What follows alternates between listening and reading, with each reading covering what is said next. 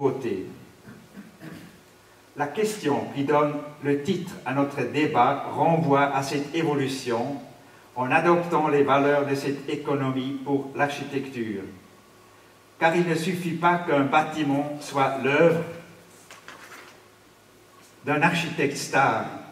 Il doit aussi être nouveau par rapport au dernier bâtiment. C'est-à-dire qu'il doit rendre ces derniers vieux selon les règles, selon les lois de l'économie de marché qui visent le remplacement. Les nouveaux produits ne répondent donc pas nécessairement à de nouveaux besoins, mais au contraire, les nouveaux besoins répondent aux nouveautés, aux produits censés les provoquer. Pour ce faire, ces produits sont chargés de valeur par un discours qui les enveloppe, à commencer par la publicité. Qu'est-ce que cela signifie pour l'architecture ou pour la culture en général? Cela signifie qu'un discours tout à fait semblable enveloppe aussi les œuvres des architectes stars. Mieux, écrire que ces bâtiments sont l'œuvre de tel architecte ou de le dire à la télé fait partie de cette stratégie. Et là aussi, nous constatons une inversion de l'argumentation.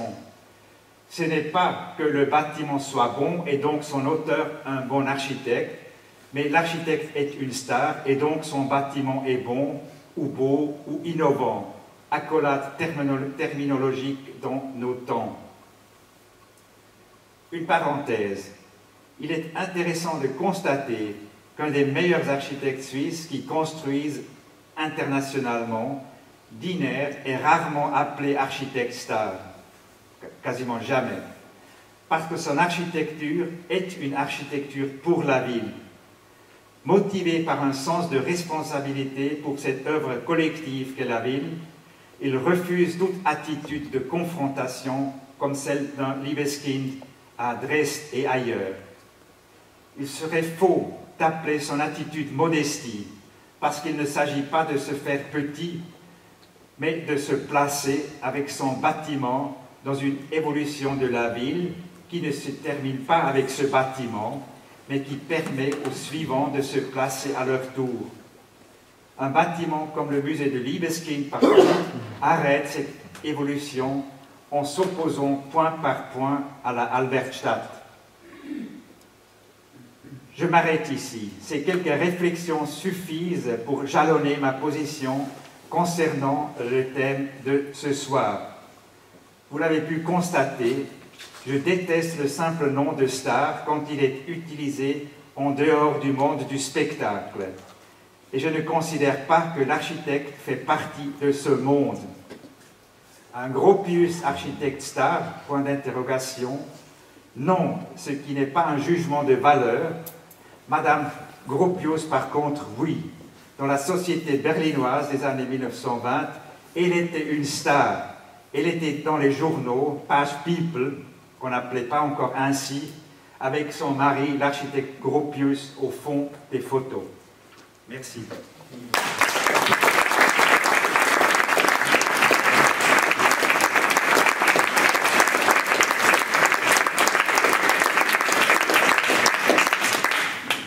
Beaucoup de points sur lesquels on va pouvoir revenir, mais avant de passer la parole à Marc Comina, je vais quand même essayer de vous relancer sur un petit point qui m'a semblé essentiel. Vous avez parlé à un certain moment d'avant-garde, de nouveauté, de quête effrénée à l'innovation, et cela m'a fait penser à une citation, une formule assez connue de Béatrice Colomina, qui en 1994 dit que tout simplement ce que la modernité a de moderne, ce que l'architecture moderne a de moderne, n'est pas tellement dû, alors là je paraphrase, hein, à l'usage du fonctionnalisme, ni à l'usage des matériaux, mais plutôt à la constitution de l'architecture en objet masse médiatique. C'est-à-dire il y a une dimension médiatique. Et la question que je veux vous poser, est-ce que finalement cette dimension médiatique n'est pas inhérente à la modernité? Est-ce qu'on n'a pas déjà dans les années 20, dans les années 30, des signes, on peut dire, de cette starification de l'architecte, hein? Moi je pense à l'arrivée de Le Corbusier à New York, où il arrive dans les années 30 sur le même bateau que Dali, hein, et il y a une petite guerre qui se joue entre eux pour savoir qui va avoir le plus de journalistes à l'arrivée. Et Dali, bon, vous connaissez peut-être cette histoire, Dali, pour épater l'Assemblée, va se faire cuire une baguette de 4 mètres. Et dans le bateau, il fallait trouver un four pour cuire une baguette de 4 mètres, donc ils ont dû mettre du bois à l'intérieur, et finalement c'est Le Corbusier qui l'emporte. Hein, tout le commentaire que fait Le Corbusier sur New York, qu'on connaît très bien, sur la taille des gratte-ciel, ben, il date de cette arrivée simultanée avec Dali. Donc est-ce que finalement c'est pas quelque chose qui date et qui existe et qui est presque inhérent à la modernité? Disons, il y a un discours disons, théorique qui en parallèle avec le travail pratique de l'architecte. Je pense, là vous avez raison, c'est Le Corbusier avec ses textes, disons, pleinement exploités, mais c'était quand même un discours qui restait à l'intérieur, disons, de la cité, c'est-à-dire à l'intérieur de la profession, de la culture, et qui n'avait donc quand même pas cette dimension que le culte des stars a aujourd'hui. Et d'ailleurs, au retour, je pense qu'il faisait le retour avec Josephine Baker, qui, elle, était une vraie star. Et donc, on peut se poser la question, dans quelle mesure les textes qui suivent ou qui se développent en parallèle avec la production architecturale, dans quelle mesure c'est de la propagande ou dans quelle mesure c'est au contraire la recherche, disons, d'une position théorique, clairement pas indépendante de l'œuvre de l'architecte, mais quand même une position théorique.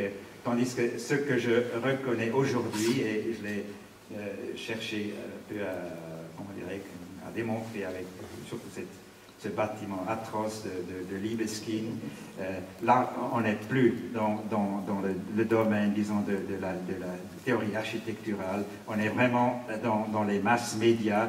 L'architecte, c'est pas les textes, les explications ou les paroles qui expliquent le bâtiment, mais au contraire, le bâtiment qui cherche à suivre et qui cherche à donner une forme à la propagande libeskindienne. Merci, on va revenir parce que